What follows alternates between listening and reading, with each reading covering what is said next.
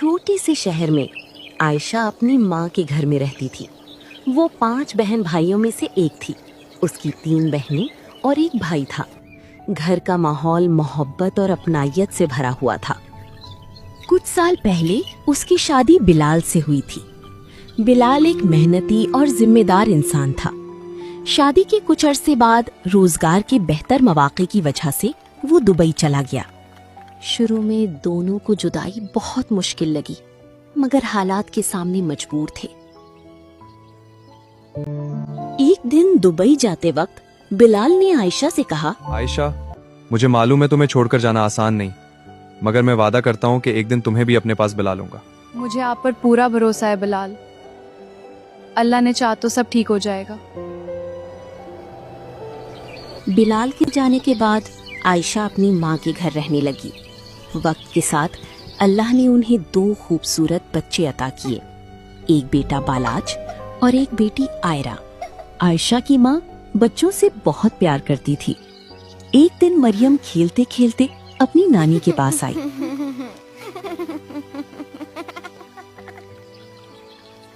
नानो, पापा कब आएंगे?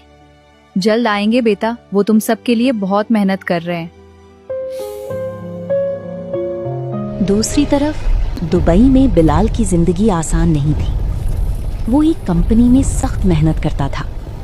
गर्मी, थकन और तन्हाई उसकी रोज का हिस्सा बन चुके थे। रात को जब वो अपने छोटे से कमरे में आता तो बच्चों की तस्वीरें देखता। वो अक्सर फोन करता।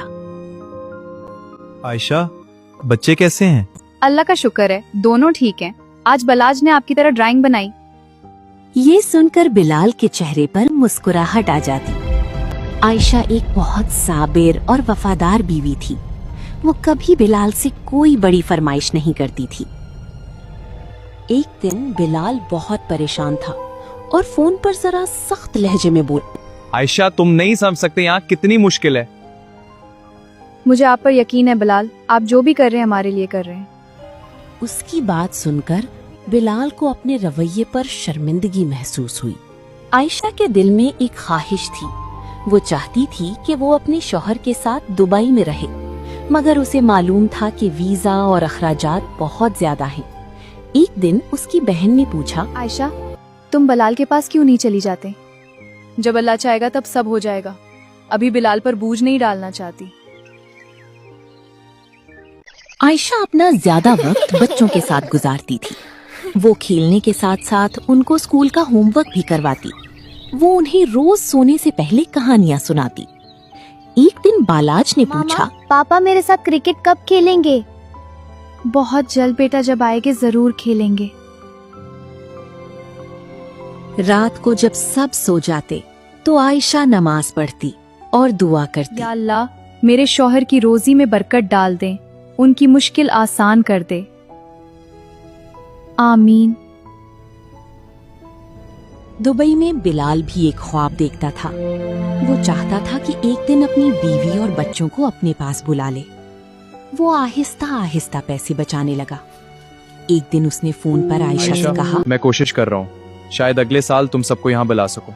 बस आप अपना ख्याल रखें, बाकी अल्लाह पर छोड़ दें। उसकी दिल में हमेशा उम्मीद रहती। वक्त आहिस्ता आहिस्ता गुजरता रहा। मुश्किलें भी आईं, मगर सब्र भी साथ रहा। आयशा ने कभी शिकायत नहीं की और बिलाल ने कभी हिम्मत नहीं हारी। ये कहानी हमें सिखाती है कि सच्ची मोहब्बत शोर नहीं मचाती, बल्कि खामोशी से सब्र करती है। और कभी-कभी सब्र ही मोहब्बत का सबसे खूबसूरत सबूत होता है।